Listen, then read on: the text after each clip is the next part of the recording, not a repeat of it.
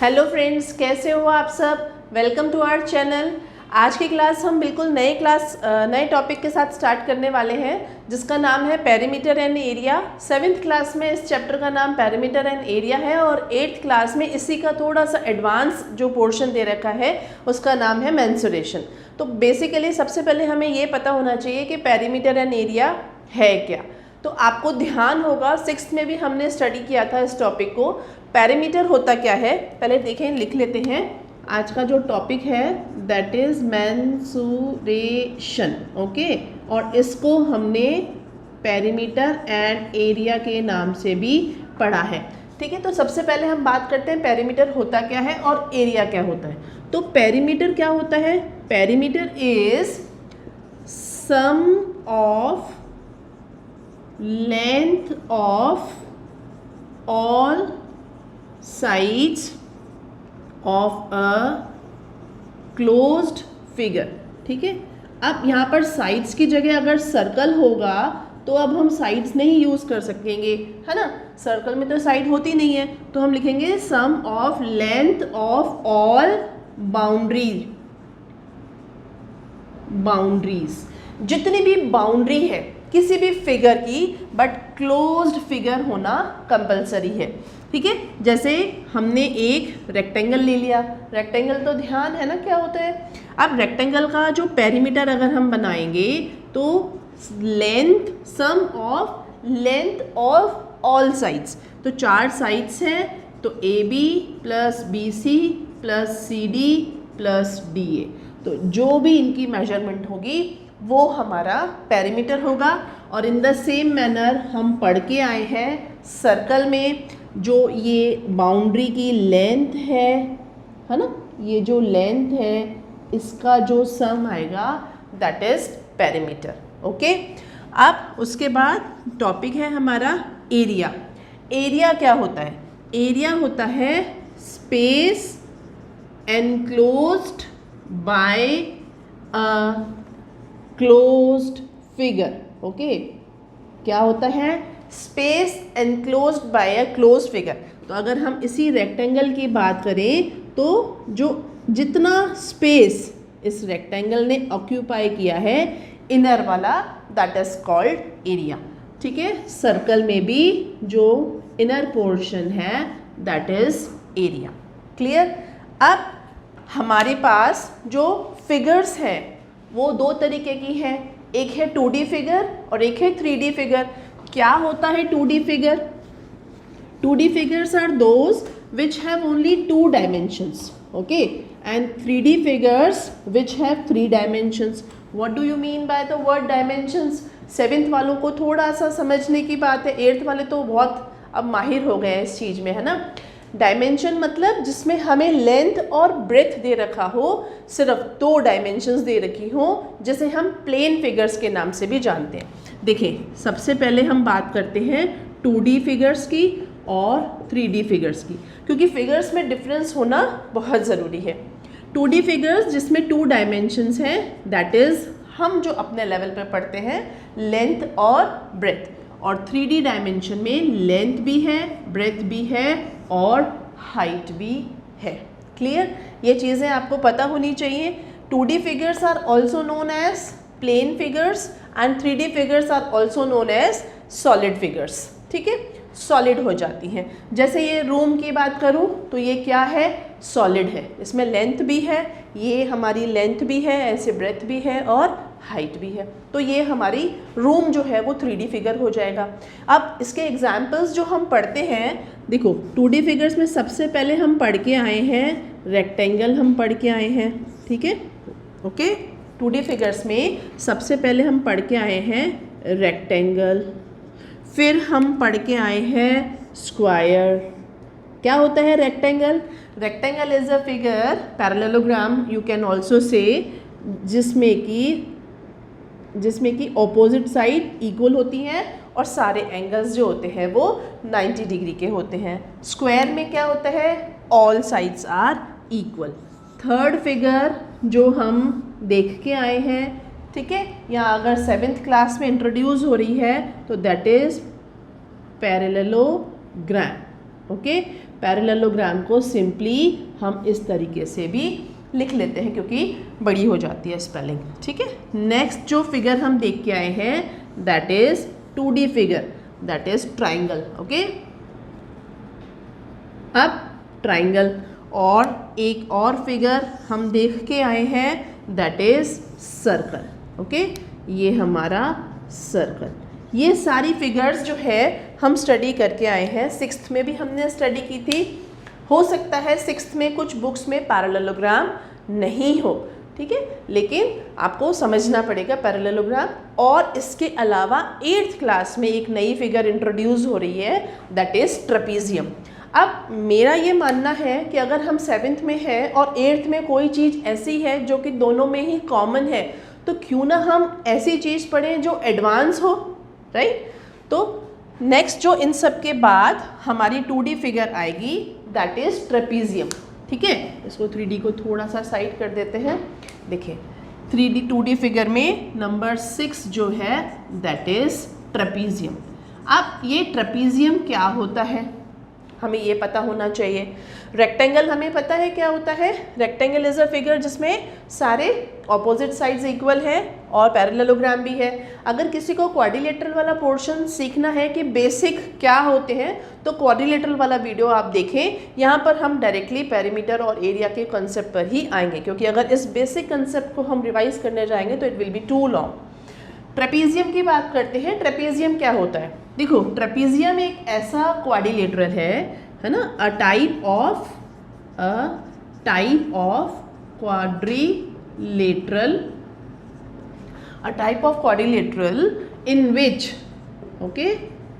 in which one pair of opposite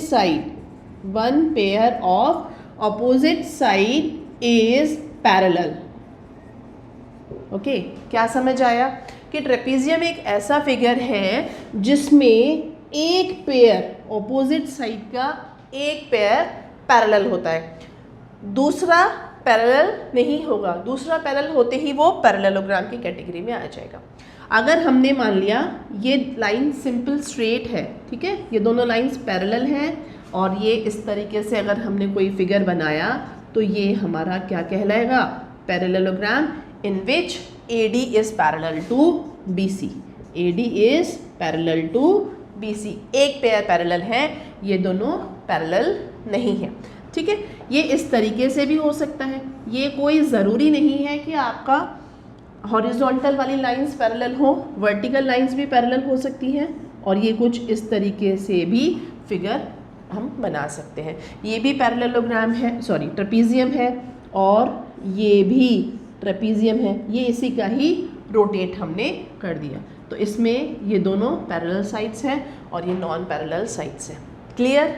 समझ आ गया trapezium क्या होता है। अब इसके बाद हमने देखा था 3D फिगर्स।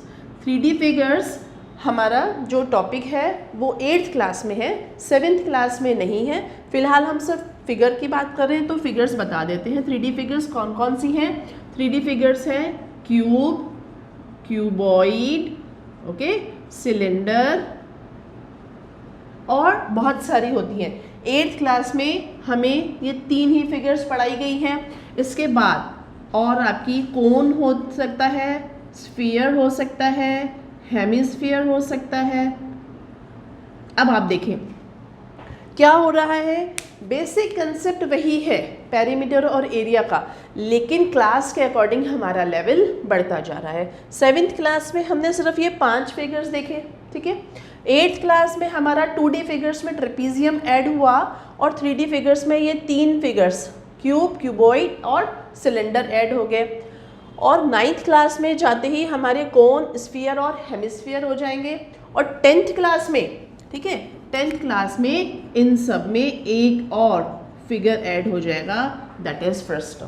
लेकिन बेसिक सबका एक ही है, इसीलिए ये मेरी आपसे रिक्वेस्ट ही कहूँ या आप ऑर्डर माने, जो भी माने, प्यार से माने कि आप अगर बेसिक्स को अपने स्ट्रॉन्ग करते हैं तो बेसिक कंसेप्ट सेम ही रहने वाला है, सिर्फ क्वेश्चंस का लेवल और नए फिगर्स इंट्रोड्यूस हो जाते हैं। देखें ये वाला जो पोर्शन है हमारा, ये 6th और 7th में आता है, दिस वन। ये वाला जो पोर्शन है that is introduced in 8th trapezium including trapezium, okay. This portion is added in 9th and this portion is added in 10th, लेकिन बेसिक सबका एक ही है, ठीक है। फिगर्स क्लियर हो गए सारे, आप देख लीजिए, नोट कर लीजिए। अब हम आते हैं हमारे पेरीमीटर और एरिया पर, उनके फॉर्मूलाज पर, ठीक है। 7th क्लास में हमने पेरीमीटर और एरिया 6th क्लास में भी देखा था। बात करते हैं, सीधे एक टेबल बनाएंगे फॉर्मूलाज की। वो फॉर्मूलाज आपको बिल्कुल रटे हुए होने चाहिए। सबसे पहले हम बात करते हैं रेक्टेंगल की। यहाँ पर हम फिगर बनाएंगे, यहाँ पर हम उसका पेरीमीटर लिखेंगे और यहाँ पर हम उसका एरिया लिखेंगे। ये चीज़ें आपको बिल्कुल टिप्स पर होनी चाहिए, ठीक है। ये आपका स्क्वायर है। ये देखें सिंबल्स, अगर 7th क्लास वालों को नहीं आते हैं तो देखें, अगर मैंने यहाँ 2 लाइंस लगाई हैं, यहाँ 2 लाइंस लगाई हैं, that means this line is equal to this one. और यहाँ पर चारों में सेम लगाया है, that means all are equal. देखिए, और सबसे इम्पॉर्टेंट चीज़ जो बच्चे अक्सर गलती करते हैं, आपको बोला जाता है एक क्वाड्रिलेटरल और बच्चे इस तरीके से नाम लिख लेते हैं, लेबलिंग कर लेते हैं। This method is wrong, this method is totally wrong. Either it should be in clockwise और it should be in anti clockwise. आप देखें, आप कैसे भी नाम लिखें, ABCD, यानी कि आपको एक डायरेक्शन में ही मूव करना है, आइदर क्लॉकवाइज और anti clockwise, doesn't matter, but ABCD लिखते हैं तो दिस इज रॉन्ग, ठीक है। ये बेसिक कंसेप्ट बहुत ज़रूरी है किसी भी फिगर को करने के लिए। चलिए, हमने बात की रेक्टेंगल की, ओके। हमने बात की हमारे रेक्टेंगल की, रेक्टेंगल, ओके। रेक्टेंगल का पेरीमीटर हम पढ़ के आए हैं, क्या होता है, twice of length plus breadth, और एरिया का फॉर्मूला होता है length into breadth, okay. Length multiplied by breath. ये है हमारा रेक्टेंगल, ये है हमारा स्क्वायर। स्क्वायर का पेरीमीटर, क्योंकि सारी साइड्स इक्वल होती है, इसीलिए हम इसको 4 मल्टीप्लाइड बाय साइड भी लिख सकते हैं। और रेक्टेंगल का जो एरिया होता है that is side into side, और we can say L square, A square, कोई फ़र्क नहीं पड़ता, सिर्फ साइड को साइड से मल्टीप्लाई करना है। तीसरी फिगर आती है हमारी ट्राइंगल। फिगर्स आगे पीछे हो सकती हैं, उससे कोई फ़र्क नहीं पड़ रहा। ट्राइंगल, ट्राइंगल का पेरीमीटर होता है सम ऑफ ऑल साइड्स। अब क्योंकि हमारे को नहीं पता होता, ट्राइंगल अगर इक्विलेटरल है तो 3 मल्टीप्लाई बाय साइड भी कर सकते हैं, लेकिन कोई स्पेसिफिक हम फॉर्मूला लिख नहीं सकते, क्योंकि ट्राइंगल बहुत तरीके के होते हैं। इक्विलेटरल ट्राइंगल जिसमें सारी साइड्स इक्वल हो, आइसोसेलेस ट्राइंगल जिसमें 2 साइड्स इक्वल हो और बेस, और एक स्केलिन ट्राइंगल जिसमें कोई साइड इक्वल नहीं है, ठीक है। सम ऑफ ऑल साइड्स, और एरिया होता है half into base into corresponding height. ध्यान से सुने, what does the word corresponding height means here. देखो, आपसे एक क्वेश्चन पूछती हूँ, आप आंसर करें और ईमानदारी से अपने आप को जज करें। किसी भी ट्राइंगल में कितनी हाइट होती है? जनरली मैं जब क्लास में ये क्वेश्चन करती हूँ तो बच्चे बोलते हैं 1। जनरली 7th क्लास में जो ऑफलाइन क्लासेस होती हैं, वहाँ जब मैं बच्चों से पूछती हूँ कि बच्चों इस ट्राइंगल में कितनी हाइट है, तो बोलते हैं 1। It is not like that. किसी भी ट्राइंगल में जितने बेस है, मतलब बेस ट्राइंगल है तो 3 ही होंगे। हम किसी भी साइड को एज अ बेस ले सकते हैं, और उसकी करस्पॉन्डिंग हाइट का मतलब क्या होता है कि अगर ये हमारा ट्राइंगल है, देखें ध्यान से, अगर ये हमारा ट्राइंगल है ABC और हमने BC को एज बेस लिया है, BC को एज बेस लिया है, तो उस बेस के जो ऑपोजिट वर्टेक्स है, उस बेस के जो ऑपोजिट वर्टेक्स है, उससे अगर मैं परपेंडिकुलर ड्रॉ करूँगी तो दैट विल बी हाइट।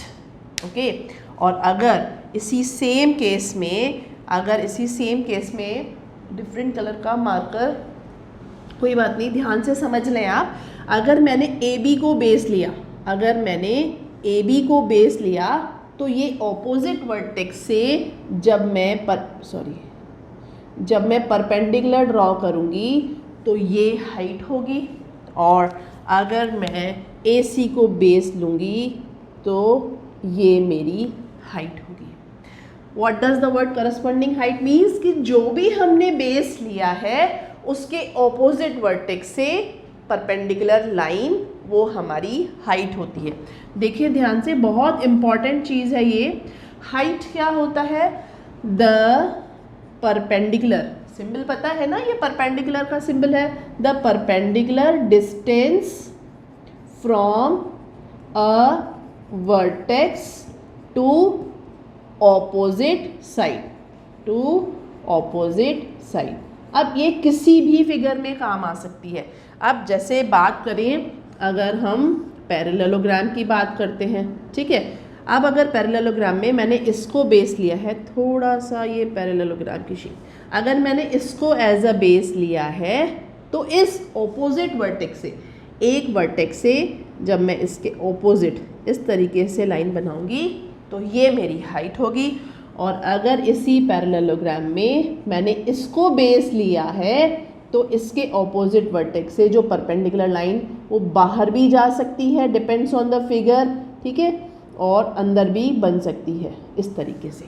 जो ये वाली हाइट फिगर थोड़ा सा वैसा बना है, दोबारा से बना लेते हैं। देखें, अब आप बोले कि ये बाहर कैसे जाएगी। देखें, मैं बाहर का भी बना के दिखा देती हूँ आपको। जैसे ये पैरेललोग्राम है, ओके। अब इससे जब मैं परपेंडिकुलर ड्रॉ करूँगी तो वो इस तरीके से बनेगा, इस तरीके से मेरा परपेंडिकुलर बनेगा, तो हाइट जो होगी वो मेरी बाहर की तरफ बनेगी। ये आपको करते करते प्रैक्टिस हो जाएगी, क्योंकि हाइट क्या है?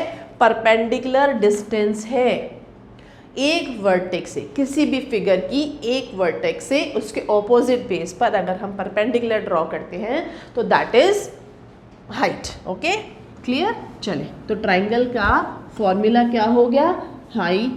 Half into base into corresponding height. अब उसके बाद नंबर 4 पे हमने देखा पैरेललोग्राम। यहाँ पर भी सेम हमारा काम करेगा। देखें, ये हमारा पैरेललोग्राम है। पैरेललोग्राम को आप लेंथ और ब्रेथ, ये देखें, ये लेंथ है, ये ब्रेथ है, हाइट देखो यहाँ पर ये डिफरेंस है कि ये हाइट है, ध्यान से समझना। अब इसको हमने, बच्चे क्या करते हैं, जनरली इसको ब्रेथ लिख देते हैं, हाइट लिख देते हैं, लेंथ और हाइट। इसका फॉर्मूला अगर आपको बनाना है तो वो होगा twice of sum of adjacent sides, twice of sum of adjacent sides. Adjacent sides मतलब अगल बगल, इन दोनों का सम। रेक्टेंगल में भी यही करते हैं, AB और BC का प्लस करके 2 से मल्टीप्लाई करते हैं, यहाँ पर भी यही करेंगे, लेकिन इसको हम लेंथ और ब्रेथ नहीं बोल सकते, ये एडजेसेंट साइड्स है, ठीक है। और एरिया का फॉर्मूला होता है बेस इनटू करस्पॉन्डिंग हाइट। वापस से वही कंसेप्ट को दिमाग में रखना है, base into corresponding height. Clear? Next figure जो हमने देखा वो हमने देखा सर्कल। सर्कल के पेरीमीटर को हम सर्कमफ्रेंस भी बोलते हैं, सर्कमफ्रेंस भी बोलते हैं। सर्कल का पेरीमीटर सर्कमफ्रेंस कहलाता है, और सर्कमफ्रेंस का फॉर्मूला होता है 2πr, twice of pi multiplied by r। अब यहाँ पर ध्यान देने वाली बात है, पाई की वैल्यू 22/7 हम लेते हैं, और वी कैन टेक 3.14 जो हमें गिवन होता है। अगर आपको गिवन है कि टेक 3.14 तो आपको यही लेनी है, और it is not given, if it is not given then आपको 22/7 लेनी है, ठीक है। अब यहाँ पर ध्यान से देखें, ट्वाइस ऑफ r, तो बेसिक अगर आपको ध्यान हो सर्कल में ये हमारी r और ये भी हमारी r, तो इसको हम क्या बोलते हैं, डायामीटर। तो हम पेरीमीटर का फॉर्मूला इस तरीके से भी लिख सकते हैं, पाई d, क्योंकि कुछ क्वेश्चंस आएंगे जहाँ पर आपको ये फॉर्मूला यूज़ करना पड़ेगा। क्लियर, समझ आया। नेक्स्ट देखें सर्कल का एरिया। सर्कल का एरिया होता है pi r square, okay, pi r square. ध्यान से देखें, 2r and r square are different, ये कंसेप्ट 7th वालों के लिए है। 2r का मतलब 2 मल्टीप्लाइड बाय r, और r स्क्वायर का मतलब r मल्टीप्लाइड बाय r। इस चीज़ को ध्यान रखेंगे, ठीक है। नेक्स्ट जो फिगर हमने अभी देखा ट्रेपीजियम, हम 2D फिगर्स की ही बात कर रहे हैं यहाँ पर इस क्लास में। 3D फिगर्स के लिए हम डिफरेंट वीडियो बनाएंगे। अब बात करते हैं ट्रेपीजियम की। ट्रेपीजियम का पेरीमीटर हम लिख सकते हैं सम ऑफ ऑल साइड्स, क्योंकि इसके पास हमारे पास ऐसा कोई नहीं है कि कोई भी 2 साइड्स इक्वल होती हैं या 3 इक्वल होती हैं, ऐसा कुछ नहीं है, ठीक है। सम ऑफ ऑल साइड्स, और एरिया की अगर हम बात करें तो दैट इज हाफ इंटू, ध्यान से समझे इस चीज़ को, sum of parallel sides multiplied by distance between them, you can say. और आप इसको ऐसे भी लिख सकते हैं, डिस्टेंस बिटवीन देम को आप हाइट भी लिख सकते हैं, डिस्टेंस बिटवीन देम को आप हाइट भी लिख सकते हैं। क्या मतलब है इसका, सिर्फ इसी को यहाँ पर समझ लेते हैं, बाकी फिर हम क्वेश्चंस के साथ करेंगे। ये दोनों लाइंस पैरेलल हैं, ठीक है। तो हमें फॉर्मूला में सपोज कीजिए ये हमें 10 दे रखी है, ये हमें 12 दे रखी है, और इसकी हाइट जो है वो हमें 4 दे रखी है या 6 दे रखी है, कुछ भी दे रखी है, ठीक है। अब फॉर्मूला में कैसे लगाएंगे, हम लगाएंगे half of sum of parallel sides. Parallel sides मतलब 10 + 12, ये ब्रैकेट में ही रहेगा, और डिस्टेंस बिटवीन देम यहाँ पर हमारे केस में आ जाएगा 4। क्लियर, समझ आया। अभी जब हम इसको क्वेश्चंस करेंगे तब हमारे लिए और इजी हो जाएगा। अब इतना सब पढ़ने के बाद आपको एक काम करना है कि इन सारे फॉर्मूलाज की एक टेबल बनाइए। दिस इज़ माय सजेशन, अगर आप इसको फॉलो करेंगे तो surely it is going to help you a lot. आप देखो, आपको करना क्या है, ऐसा ही एक टेबल है ना, ऐसी ही एक आप टेबल बना लीजिए, और उस टेबल को आप अपनी स्टडी टेबल पे लगा लीजिए। ये क्या है हमारा, ये पैरेललोग्राम, ये सर्कल, और ये ट्रेपीजियम, ठीक है। ऐसा ही आप एक चार्ट बना लीजिए सारे फॉर्मूलाज का, और अपनी स्टडी टेबल पे लगा दीजिए। जब आप बार बार उन फॉर्मूलाज को देखेंगे तो फॉर्मूलाज बहुत आसानी से याद हो जाएंगे, आपको दिक्कत नहीं आएगी क्वेश्चन करने में। अब क्वेश्चंस के लिए हम नेक्स्ट मूव करते हैं, क्वेश्चंस पे हम मूव करते हैं।